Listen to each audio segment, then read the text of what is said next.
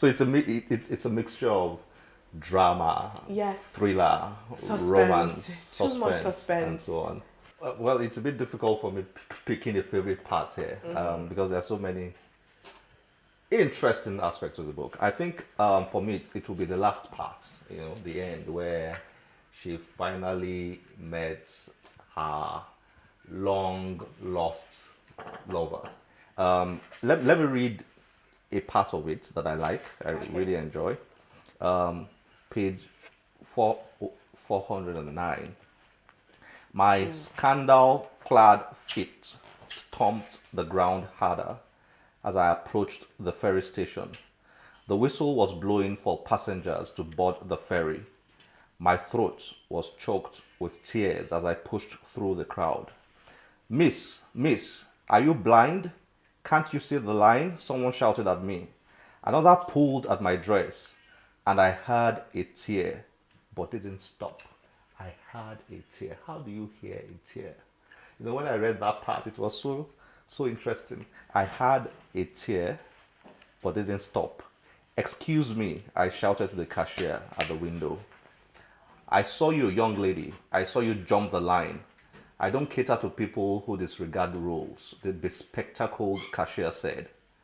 Please, has the ferry to Cotonou left already? Did a foreigner stop by here?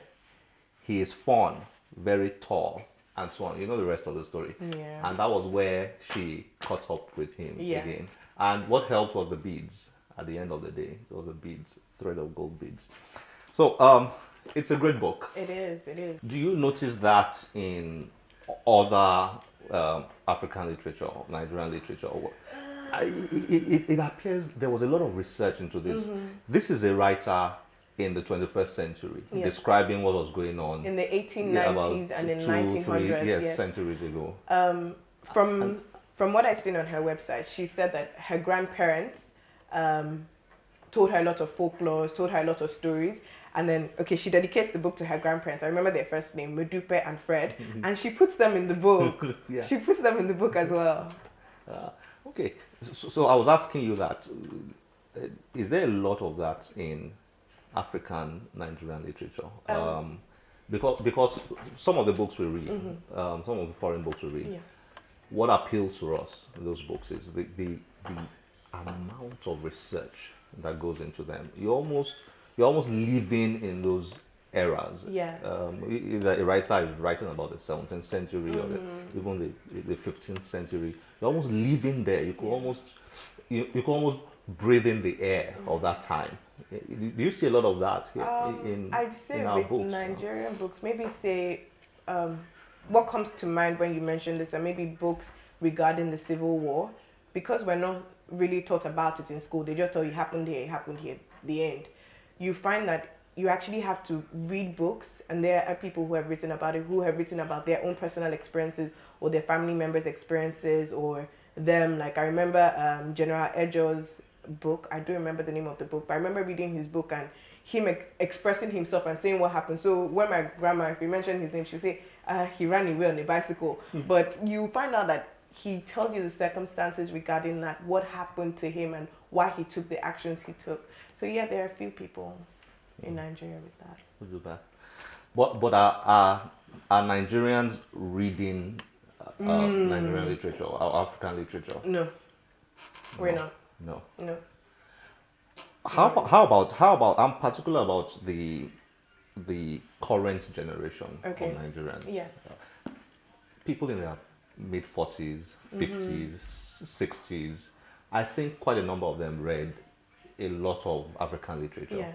Things Fall Apart, for example. But how about the current generation of Nigerians? What do they read? Is there a lot of Nigerian literature going on there? 50 ways to make money quickly. I think a lot of people now are getting into this motivational books, self-help books, how to think like a man, 50 ways to keep a man, how to solving single. I think that's what a lot of people are reading right now. I don't know. You don't think those books are useful? No. You don't? No. You don't read motivational books? Okay, I'll lie. I don't. I do, but I don't really think they're that useful because in the sense that it's common knowledge, some of the things in those motivational books. So, Princess, on a scale of 1 to 10, how are you going to rate this book? I'm going to tell you my rating after you said yours.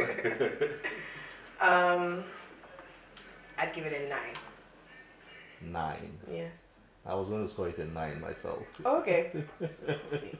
9. Now, about you, what are you writing now? What am I writing right now? I know you do a lot of blog writing. You've not written a book, have you? No. Are you working on one? I have bits and pieces. Okay. Yes. So what are you writing now? What am I writing? What do you do a lot of writing, a lot of entertainment writing. Yes, yeah, writing about African entertainment and mostly African music, Pan-African music. Yes. Okay, so you're writing along those lines Yes. currently. About African entertainment, how much do Nigerians get entertained? I know there's a lot of music going on. You experience that. Yes. You write a lot on that. How much do Nigerians get entertained reading books, reading African literature, for example, from your observation? I don't really know. You're not sure? I don't really know because it depends on, everyone is different and your imagination is different. So for me, when I read, I actually have pictures in my head. I have motion picture. I'm watching a film in my head. So it works differently for everyone. And the attention span. But to be honest, this generation is quite different. We're the computer and technology generation. So it's a situation where, like, yeah, I have my iPad and I have my Kindle, but I don't know. Maybe we need to do more of translating or converting some of those books, Yes. into movies, into films. There's quite a few of that going on at the moment. Chimamanda Adichie's Half of a Yellow Sun. Yes. Did quite well at the cinema. But her readers were not happy with it. Yeah, it usually happens. Usually, by the time you take a book from, convert it into a movie, usually it loses a lot of substance. Yeah, it does. It does. Thank you very much for joining us on the Channels Book Thank you Club, for Princess. having me. Thank you. Nice having you here.